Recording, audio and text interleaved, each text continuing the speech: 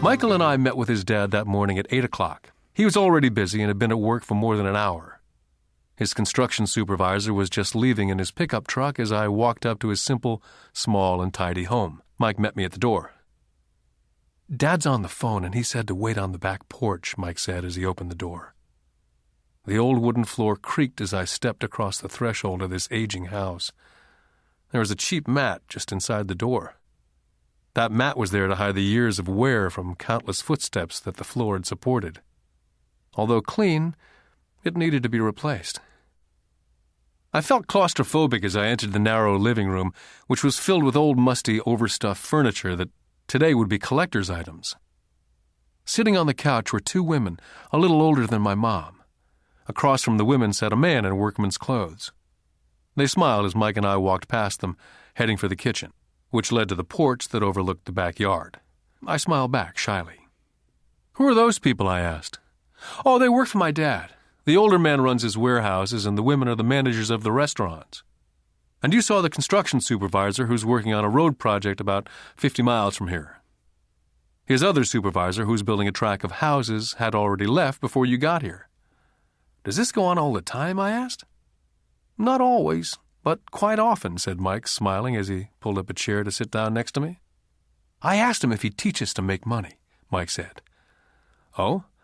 And what did he say to that?" I asked with cautious curiosity. "Well, he had a funny look on his face at first, and then he said he would make us an offer." "Oh," I said, rocking my chair back against the wall. I sat there perched on two rear legs of the chair. Mike did the same thing. Suddenly, Mike's dad burst through the rickety screen door and onto the porch. Mike and I jumped to our feet, not out of respect, but because we were startled. "Ready, boys?" Mike's dad asked as he pulled up a chair to sit down with us. We nodded our heads as we pulled our chairs away from the wall to sit in front of him. He was a big man, about 6 feet tall and 200 pounds. "Mike says that you want to learn how to make money. Is that correct, Robert?" I nodded my head quickly, but with a little intimidation. He had a lot of power behind his words and smile. "Okay, here's my offer. I'll teach you, but I won't do it classroom style. You work for me, and I'll teach you. You don't work for me, I don't teach you. I can teach you faster if you work, and I'm wasting my time if you just want to sit and listen like you do in school. That's my offer. Take it or leave it." May I ask a question first?" I asked. "Nope, take it or leave it. I've got too much work to do to waste my time. If you can't make up your mind decisively, then you'll never learn to make money anyway." "Take it," I said. "Take it," said Mike. "Good," said Mike's dad. "Mrs. Martin will be by in 10 minutes. After I'm through with her, you ride with her to my superette, and you can begin working. I'll pay you 10 cents an hour, and you will work for 3 hours every Saturday." "But I have a softball game today," I said. Mike's dad lowered his voice to a stern tone. "Take it or leave it," he said. "I'll take it," I replied, choosing to work and learn instead of playing softball. By 9 a.m. on a beautiful Saturday morning, Mike and I were working for Mrs. Martin. She was a kind and patient woman. She always said that Mike and I reminded her of her 2 sons who were grown and gone. Although kind, she believed in hard work, and she kept us working. She was a taskmaster. We spent 3 hours taking canned goods off the shelves, and with a feather duster, brushing each can to get the dust off, and then restacking them neatly. It was excruciatingly boring work. For 3 weeks, Mike and I reported to Mrs. Martin and worked our 3 hours. By noon, our work was over, and she dropped 3 little dimes in each of our hands. Now, even at the age of 9 in the mid-50s, 30 cents was not too exciting. Comic books cost 10 cents back then, so I usually spent my money on comic books and went home. By Wednesday of the 4th week, I was ready to quit. I had agreed to work only because I wanted to learn to make money from Mike's dad. And now I was a slave for 10 cents an hour. On top of that, I had not seen Mike's dad since that first Saturday. "I'm quitting," I told Mike at lunchtime. The school lunch was miserable. School was boring, and now I didn't even have my Saturdays to look forward to. But it was the 30 cents that really got to me. Mike smiled. "Dad said this would happen. He said to meet with him when you were ready to quit." "What?" I said indignantly. He's been waiting for me to get fed up? Sort of, Mike said. Dad's kind of different. He teaches differently from your dad. Your mom and dad lecture a lot. My dad is quiet and a man of few words. You just wait till this Saturday. I'll tell him you're ready. You mean I've been set up? No, not really, but maybe. Dad will explain on Saturday. I was ready to face him, and I was prepared. Even my real dad was angry with him. My real dad, the one I call the poor one, thought that my rich dad was violating child labor laws and should be investigated. My educated dad told me to demand what I deserve, at least 25 cents an hour. My poor dad told me that if I didn't get a raise, I was to quit immediately. At 8 o'clock Saturday morning, I was going through the same rickety door of Mike's house. "Take a seat and wait in line," Mike's dad said as I entered.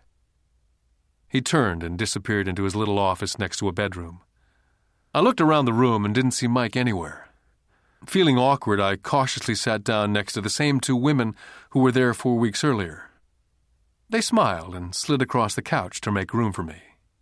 45 minutes went by and I was steaming. The two women had met with him and left 30 minutes earlier. An older gentleman was in there for 20 minutes and was also gone. The house was empty, and I sat out in his musty, dark living room on a beautiful, sunny Hawaiian day, waiting to talk to a cheapskate who exploited children.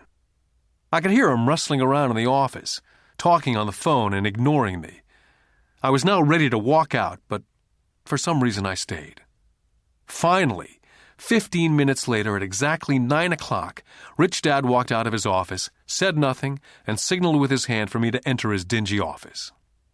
"I understand you want a raise or you're going to quit," Rich Dad said as he swiveled in his office chair. "Well, you're not keeping your end of the bargain," I blurted out, nearly in tears. It was really frightening for a 9-year-old boy to confront a grown-up. "You said that you'd teach me if I worked for you." "Well, I've worked for you. I've worked hard. I've given up my baseball games to work for you, and you don't keep your word. You haven't taught me anything. You're a crook like everyone in town thinks you are. You're greedy. You want all the money and don't take care of your employees. You make me wait and don't show me any respect. I'm only a little boy, and I deserve to be treated better." Rich Dad rocked back in his swivel chair, hands up to his chin, somewhat staring at me. "Not bad," he said. "In less than a month you sound like most of my employees." "What?" I asked. Not understanding what he was saying, I continued with my grievance. "I thought you were going to keep up your end of the bargain and teach me. Instead, you want to torture me. That's cruel. That's really cruel." "I am teaching you," Rich Dad said quietly. "What have you taught me?" "Nothing," I said angrily. "You haven't even talked to me once since I agreed to work for peanuts. 10 cents an hour, huh? I should notify the government about you. We have child labor laws, you know. My dad works for the government, you know." "Wow," said Rich Dad. "Now you sound like most of the people who used to work for me.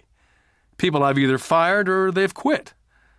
"So what do you have to say?" I demanded, feeling pretty brave for a little kid. "How do you know that I've not taught you anything?" asked Rich Dad calmly. "Well, you've never talked to me. I've worked for 3 weeks and you've not taught me anything," I said with a pout. "Does teaching mean talking or a lecture?" Rich Dad asked. "Well, yes," I replied. "That's how they teach you in school," he said, smiling. "But that is not how life teaches you. And I would say that life is the best teacher of all. Most of the time, life does not talk to you, just sort of pushes you around.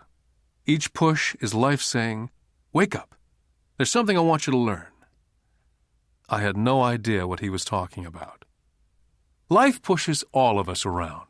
Some give up, others fight. A few learn the lesson and move on. They welcome life pushing them around. To these few people, it means they need and want to learn something. They learn and move on. Most quit, and a few like you fight.